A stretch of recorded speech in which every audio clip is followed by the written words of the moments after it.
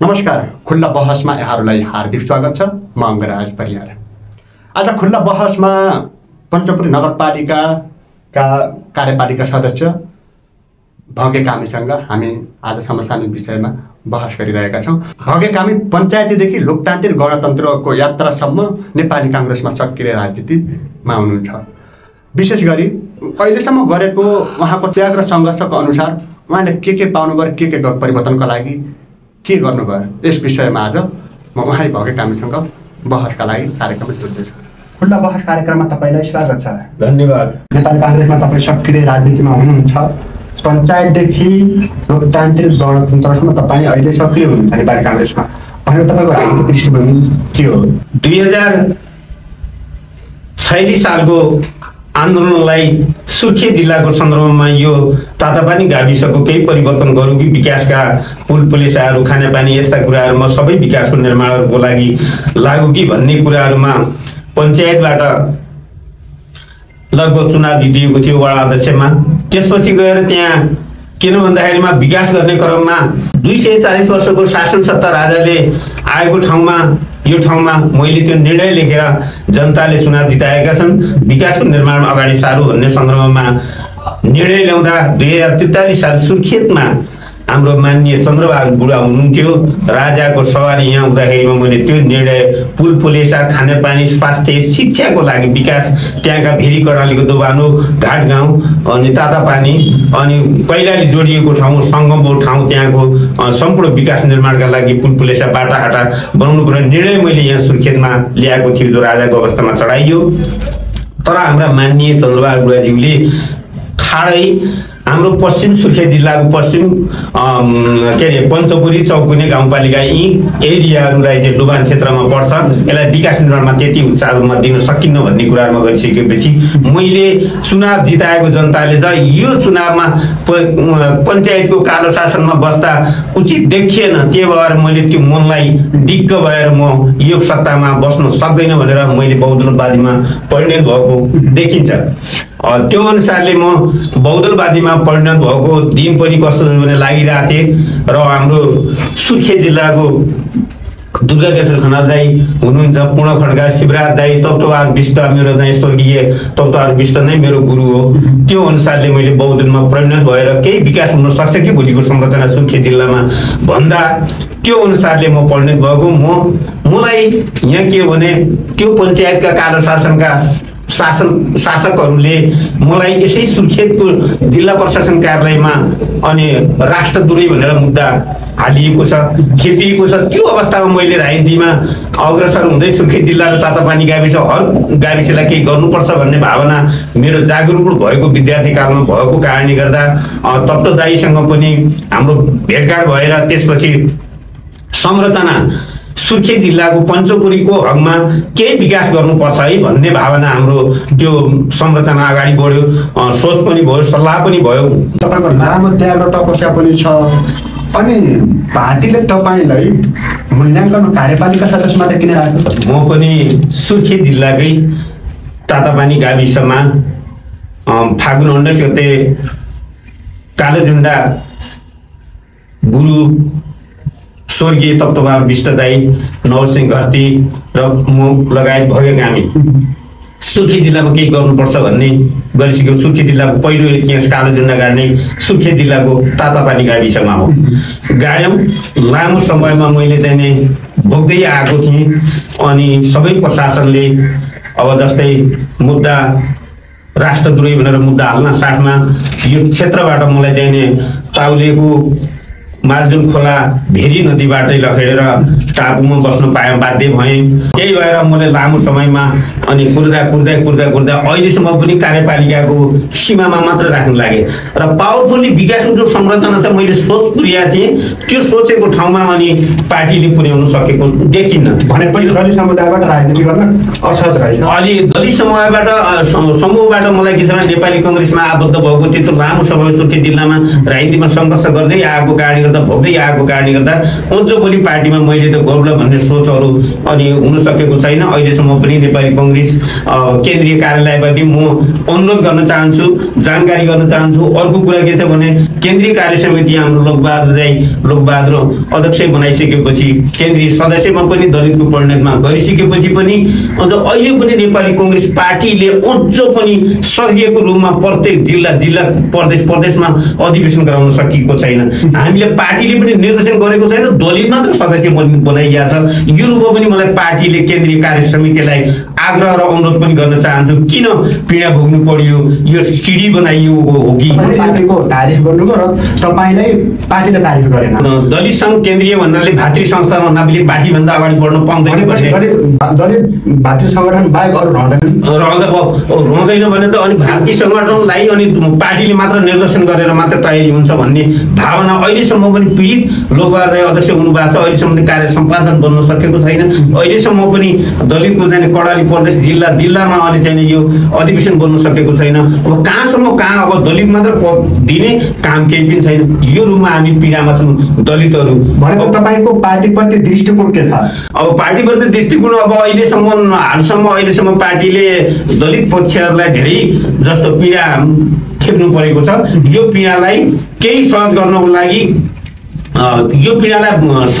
लागि पार्टीले नेपाली कांग्रेसले पनि अब 84 भन्दा अगाडि संगठन गराउनलाई केही कुराहरूमा अब दलितहरूलाई पनि अग्रसर ल्याउनको लागि सांसदमा संघमा पार्टीमा पनि जिम्मेवारी दिएपछि तब सुर्खेत जिल्लाको कर्णाली प्रदेशको जिल्लाको पनि केही विकास हुने सम्भावना मैले देखेको र गणतन्त्र पछिको उत्तिकै छ के नेपालमा साँच्चै राजा आउन सक्छ त? राजावादी भनेको के हो भनेपछि हिजो 240 वर्षको कालो शासनले फालिएको जनताले फालेको कालो शासनलाई अब देशमा राजा आउँछ भन्ने त म विश्वास लिँदैन एकदमै। किन भन्दाखेरिमा राजा आउने विश्वास के गर्दैन भने नेपालमा संविधान जनताको अनुरूप संविधान बनेको छ। संविधानमा रहेर राजाले बस्नु पर्यो नागरिक भएर। यदि राजनीति गर्नु छ भनेपछि पार्टी खोलेर मैदानमा आउने चुनाव लड्ने राजाले अब तपाईँ नेपाली कांग्रेस भातृ संगठनको तपाईँ दलित संघको केन्द्रीय सदस्य हुनुहुन्छ। तपाईँकै पार्टीको गृहमन्त्री रमेश लेखकले जो अस्ति जाति विवाह गरेका मान्छेलाई प्रोत्साहन गर्नुपर्ने ठाउँमा उल्टै त उसले गिरफ्तारी र विभिन्न किसिमको यातना दियो। तपाईँ अनि कांग्रेसै हो भने तपाईँले गर्नु भने रमेश लेखक गृहमन्त्रीको त्यो व्यक्तिगत हो, पार्टीको म्यान्डेट त्यो हुँदैन र आफ्नो एउटा पार्टीको पनि महत्त्वपूर्ण पदाधिकारीमा हुनुहुन्छ र देशको गृहमन्त्री पार्टीबाट पठाएको अब हो। यसमा के अरे अन्तर्जातिमा अहिले सुर्खेत जिल्लामा हेर्ने हो भने गृहमन्त्री रमेश लेखकले त्यहाँ गरे होला, त्यो गर्नुपर्ने कुरा पनि होइन। पार्टीले अनि तुरुन्तै कारबाही कांग्रेसले खबरदार किन गरेन? हो गर्नु पर्यो। दलित समुदायले मलाई कुनै पद फाल्ला, मलाई कुनै राजनीति गर्न गाह्रो पर्ला भनेर तपाईँहरू दलित सङ्घकै मान्छेहरू तपाईँ किन गृहमन्त्रीलाई खबरदार गर्न सक्नु भएको? हो यो कुराहरूमा ठिक भन्नुभयो। यो कुराहरूमा त्यो पनि पार्टीले खबरदारी पर्ने हो। पार्टीभित्रको जनवर्गीय सङ्गठनले गर्नु पर्ने हो। तर हामीले अब दलित त बोल्नै छैन, दलितका कुरा सुन्नै छैन। यसो भयो दलित भन्दा पार्टी प्यारो भयो, पार्टी प्यारो भयो जस्तो लाग्यो। अब अहिलेसम्म पनि हाम्रा दलितलाई चाहिँ नि सुर्खेत जिल्लाको हकमा 26 जना दलितहरू अन्तर्जातीय बिहा गरेका थिए। 26 जना जिल्ला प्रशासन कार्यालयमा मै गएर 26 जनाको रुममा 27 थिए। 27 मा एकजनाले स्वीकार गरेन, अरू 26 जनाले अनि यहाँ जिल्ला प्रशासन कार्यालय सुर्खेतले अनि एकदम राम्रो सम्बोधन गरेर प्रोत्साहन दिएको भनेको छ। भर्खरै तपाईँ कुरा फर्काइहाल्नुभयो। अन्तर्जातीय विवाह गरेपछि सरकारले प्रोत्साहन गर्ने र तपाईँकै पार्टी गृहमन्त्री लेखकले कारबाही गर्ने हाम्रो पक्ष त होइन। यही त अब यसमा के भन्नु सके? अब यसमा भने के हो भने पार्टीले खबरदारी गर्नुपर्ने हो गृहमन्त्रीलाई। रमेश लेखक आफ्नो व्यक्तिगत गृहमन्त्री भयो भने पार्टीले खबरदारी गर्नुपर्ने हो। सिस्टम अनुसारले सिस्टमको पद्धतिमा जानुपर्ने हो। गृहमन्त्री पार्टीले दिएको पद हो यो होइन। अनि त्यो भएर अलिकता त्यो कुराहरूमा दलितले चुप लाग्न बाहेक कोही केही छैन। अब गरेकै त्यस्तो छ। पार्टीले अहिले भर्खर अध्यक्ष बनाएको म्यान्डेटमा सदस्य बनाएको अगाडि फेरि सम्पादक समिति बनाउनै पाइएको छैन। समस्या यहाँ खडा छ। अनि अर्को कुरो ठोलोकोटमा आउनै दिन्नन्, वडा अध्यक्षमा आउनै दिन्नन्, बिहेरमा आउनै दिन्नन्, अनि त्यो पीडा छ। यस्तो किसिमको लामो समयमा भोकिया गाड्ने मभन्दा पछाडिका धेरैले मन्त्री पाइसके, माननीय पाइसके, तर भएका हामीले सुर्खी जिल्लाको इतिहासमा कालो झण्डा गाड्ने मेरो गुरु तत्त्वहार विषय भएका हामी अनि नरसिंह घरती भने अहिलेसम्म दलितको तर्फबाट अझ अहिलेसम्म बनाउनु सकिया छैन। अब साना त्यो कार्यपालिका तालिम पड्काउने पद दिन्छन्, त्यहाँ सोच मेरो लामो समयमा रहेकै छ, मर्ने अवस्था आइहाले। पार्टीले पनि ध्यान पुर्याओस्, केन्द्रीय कार्यालयसँग पनि मेरो आग्रह र अनुरोध गर्न चाहन्छु। राजनीतिमा लाग्यो भने तपाईँको व्यक्तिगत कुनै पदीय लाभ के छ? पदीय लाभ के मिल्यो? अब पदीय लाभ केही व्यक्तिगत पदीय लाभ केही देख्दैन म। अब तपाईँले गरेको त्याग तपस्या अनुसार कुनै पदमा राखेको छैन। मैले गरेको त्याग अनुसारको हेर्ने भने सांगठनको रूपमा त्याग अनुसार लिएको मेरो अहिले पद मिलेको देख्दैन म। यो कार्यपालिकाको सदस्य भने त्यो सामान्य पद बनाइयो। कार्यपालिका बैठक सुन्नु बाहेक अरू त केही छैन। मैले केही गरेँ होइन, किनभने अध्यक्षलाई निर्णय गर्नु जुन अध्यक्षले सोध्छन् अनि कार्यपालिका सदस्यलाई सोध्दैन। अब त्यो भएर पनि मेरो त्यो बोल्ने चाहना हुँदैन।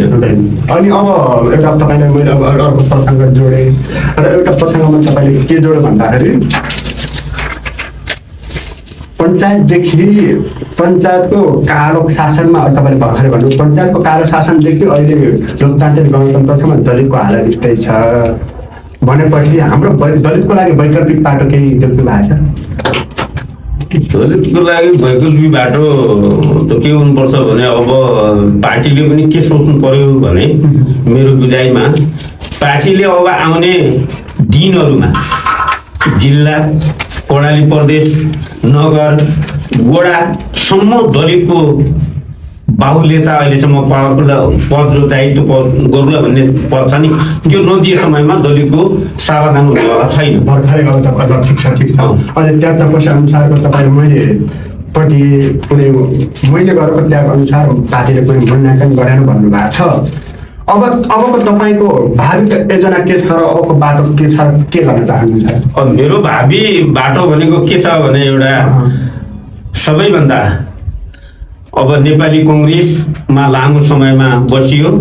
अबको यो सुर्खी जिल्ला कर्णाली प्रदेशको तर्फबाट केही जनताका समस्या, दलितको हक हितका बारेमा, विकासका निर्माणका बारेमा यही केही अब मान्य हुनु पाएको भन्ने एउटा बहुत मेरो चाहना छ। म कर्णाली प्रदेशको सांसद बन्ने तपाईँको चाहना रहेछ भनेपछि सांसद बन्ने तपाईँको आधार के छ?